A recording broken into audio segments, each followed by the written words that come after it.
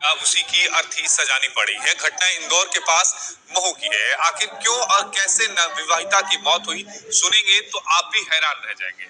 आपको बता दें कि अंजलि और विक्रम की शादी 21 मई को हुई थी। करीब साल डेढ़ साल तक अंजलि और विक्रम एक दूसरे को जानते थे। उनकी फोन पर भी बात होती थी, लेकिन किसी को क्या मालूम था कि शादी के बाद यही विक्रम इतना बदल जाएगा कि बेटी ने पिता को फोन कर इस बात की आशंका जताई थी कि ससुराल में सब कुछ अच्छा नहीं चल रहा है, कभी भी उसके साथ कुछ हो सकता है। पिता जब तक अपनी बेटी के पास पहुंचता, उससे पहले ही उसकी बेरहमी से हत्या कर दी गई थी। पति ने ही इस लड़की पर धारदार हथियार से 10 से 12 वार किए। पुलिस की शुरुआती तफ्तीश के मुताबिक आरोपी ने अपनी पत्नी पर धारदार हथियार से एक के बाद एक 12 वार किए, जिससे महिला ने मौके पर ही दम तोड़ दिया। वहीं आरोपी पति खुद भी इस घटना में घायल हो गया। शादी की तस्वीरें आपके टीवी स्क्रीन पर हैं, लेकिन कहानी बेहद दर्दनाक है। 7 दिन पहले ही डोली उठी थी, अब अर्थी। 12 बार धारदार हथियार से पत्नी को मारा। बेटी ने पापा को फोन किया था और कहा था कि यहाँ पर कुछ अच्छा नहीं चल रहा। पापा ने कहा कि मैं सुबह आऊंगा, लेकिन वो रात लंबी थी और उसी रात में पति ने अपनी पत्नी को 12 बार एक धारदार हथियार से मारकर। ससुराल में बेटी को दिक्कत हो रही है तो फौरन पहुंचे। अगर बिटिया का फोन आए तो हम आपको बताते जा रहे हैं। शहर में किसी भी करीबी को फौरन मिलते रहें। जरा सा भी शक हो तो पुलिस को अलर्ट कहें। इतना ही नहीं, कभी भी ऐसे मामलों में लापरवाही ना बरतें। बेटी को समझाने की बजाय हकीकत को समझें। ससुराल में बेटी दिक्कत में हो तो फौरन पहुंचे। वो सारी चीजें हम आपको बता रहे हैं कि अगर बिटिया का आपके पास फोन आए तो आपको उस हालात में क्या कुछ करना चाहिए। जरा सी भी शक हो तो पुलिस को तुरंत उस समय अलर्ट आप करें, और जरा सा भी शक हो तो पुलिस को अलर्ट करें। कभी भी ऐसे मामलों में लापरवाही बिल्कुल ना बरतें।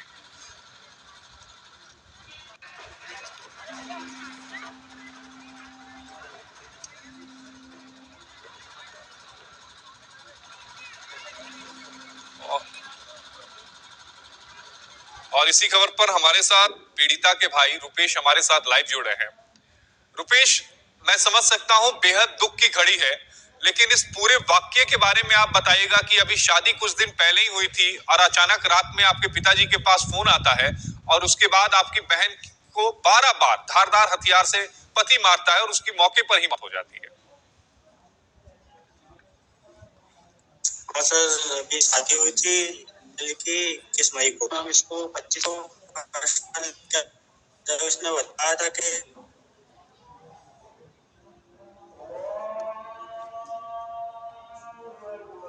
तो अंजलि पर 10 से 12 बार चाकू से हमला किया गया। 17 दिन पहले ही अंजलि और विक्रम की शादी हुई थी। तो पिता का आरोप है कि दहेज के लिए बेटी को मारा गया है।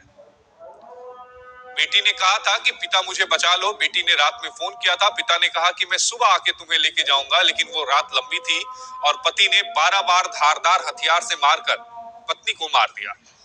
तो अंजलि पर 10 से 12 बार चाकू से पति ने हमला किया। पापा के पहुंचने से पहले ही बेटी की हत्या हो गई।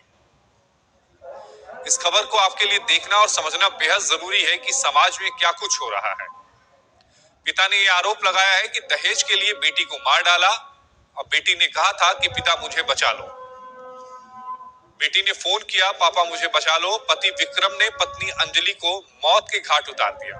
तस्वीरें भी हम आपको दिखा रहे हैं जिस वक्त शादी हुई थी, और शादी के महज कुछ दिनों के बाद ही इस तरह की घटना हुई।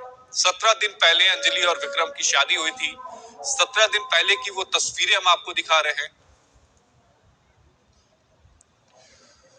और सीधे हम अपने सहयोगी नाज पटेल के पास चलते हैं। हमारे साथ लाइव जुड़े हैं नाज। 17 दिन पहले विक्रम की अंजलि के साथ शादी हुई थी। पिता एक रात पहले अंजलि ने अपने पिता को फोन किया था बचाने के लिए, लेकिन पहुंच नहीं पाए। पिता ने कहा कि मैं सुबह आऊंगा, लेकिन वो रात लंबी थी और उस रात में ही पति ने अपनी पत्नी को 12 बार धारदार हथियार से मारा, जिससे मौके पर उसकी मौत हो गई। अभी उस समय इसका जो पति है, क्या उसे पुलिस ने गिरफ्तार कर लिया है, और क्या मामले में कुछ और लोगों को भी आरोपी पिता की तरफ से बनाया गया है क्या? बिल्कुल आसिफ, आपने सही कहा। इंदौर के पास जो महू में ये पूरा घटनाक्रम हुआ है वो काफी दुखदाई है। मृतका अंजलि, जिसकी महज 17 दिन पहले ही शादी हुई थी, उसको उसके पति ने ही मौत के घाट उतार दिया। अंजलि ने कई अपने दाम्पत्य जीवन के यहाँ पे सपने सजोए थे, लेकिन वो सपने उसके पूरे ना हो सके। मृत्यु के एक दिन पहले ही उसने अपने पिता से गुहार लगाई थी कि आप मुझे लेने यहाँ पर आ जाइए, क्योंकि मुझे लगातार जो ससुराल में है वो परेशान किया जा रहा है। अंजलि ने अपने पिता को ये भी कहा था कि मुझे दहेज को लेकर परेशान किया जा रहा है। अंजलि के पति विक्रम ने उसके ऊपर कम से कम 12 से 15 वार किए धारदार हथियार से, जिससे मौके पर ही अंजलि की मौत हो गई। उसके बाद उसके पति विक्रम ने खुद को भी यहाँ पर घायल किया है। बहरहाल उसको पुलिस ने हिरासत में लिया है और जो आरोपी है उसका भी उपचार इंदौर के एमवाय अस्पताल में चल रहा है। जैसे ही इस घटनाक्रम की जानकारी पूरे क्षेत्र में लगी है, पूरी सनसनी फैल गई यहाँ पर। आसिफ जी, आज आप हमारे साथ बने रहिएगा, क्योंकि हमारे साथ अंजलि के भाई रुपेश यादव भी लाइव जुड़ गए हैं। रुपेश, मैं समझ सकता हूं, रुपेश टेक्निकल कमियों की वजह से संपर्क नहीं हो पा रहा है, लेकिन हमारे साथ विक्रम के मामा अजय हैं। अजय जी, आपको मेरी आवाज आ रही है? भाई यहाँ आ रहे भाई हूँ मैं उसका। अजय जी, इन 17 दिनों में ऐसा क्या हुआ कि अभी शादी हुई थी और विक्रम ने 12 बार चाकू से अंजलि की हत्या कर दी? पिता ये आरोप लगा रहे हैं कि ये पूरा मामला दहेज का है।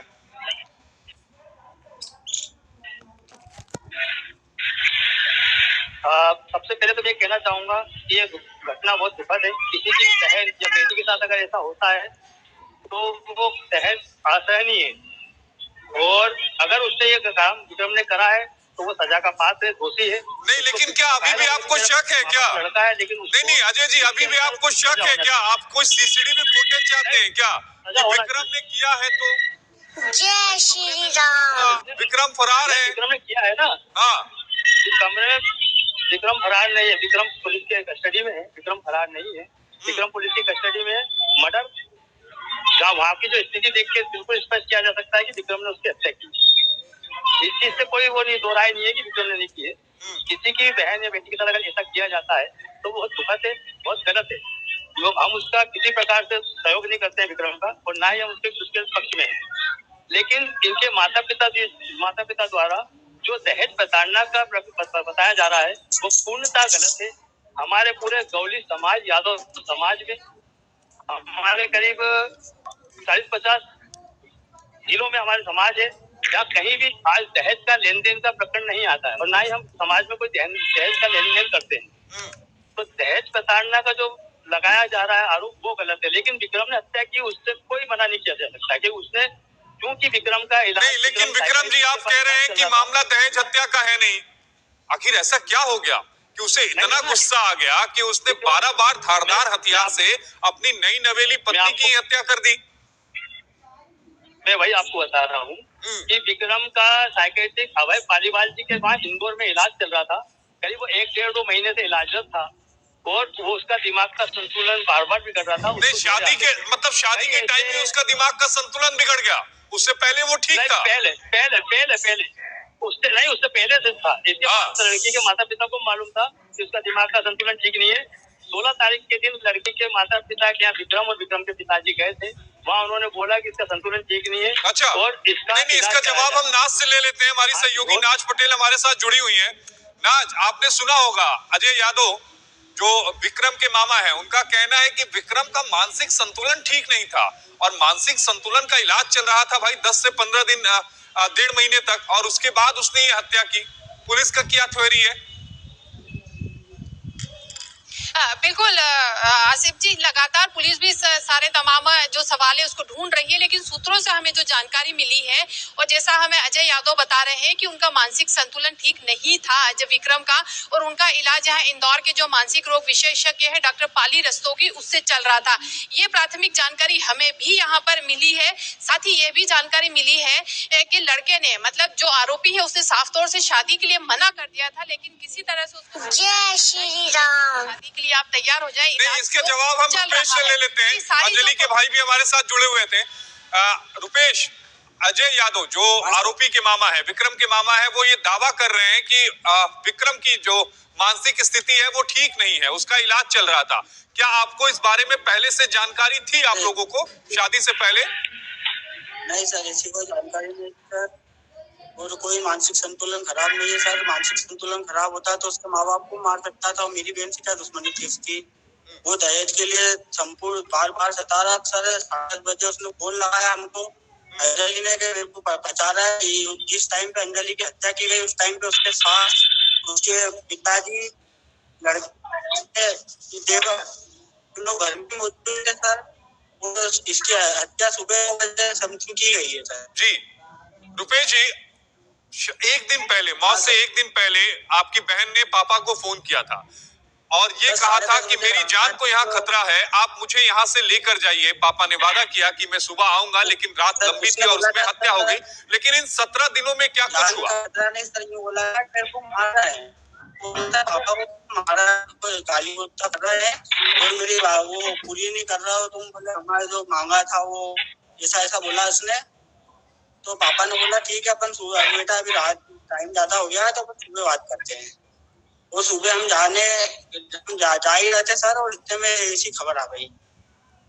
अब आप क्या चाहते हैं कि कठोर से कठोर, जल्दी से जल्दी?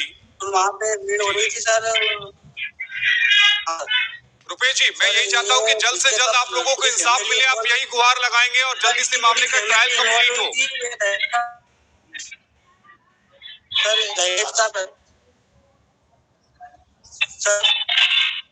रुपेश जी, मुझे लग रहा है तकनीकी खामियां हैं। आप सभी का जुड़ने के लिए बेहद शुक्रिया। रुपेश हमारे साथ जुड़े हुए थे, जो अंजलि के भाई थे, जिन्होंने ये कहा कि कहीं से भी विक्रम का जो मानसिक संतुलन था वो खराब नहीं था। जो दावा किया जा रहा है विक्रम के मामा की तरफ से कि मानसिक संतुलन खराब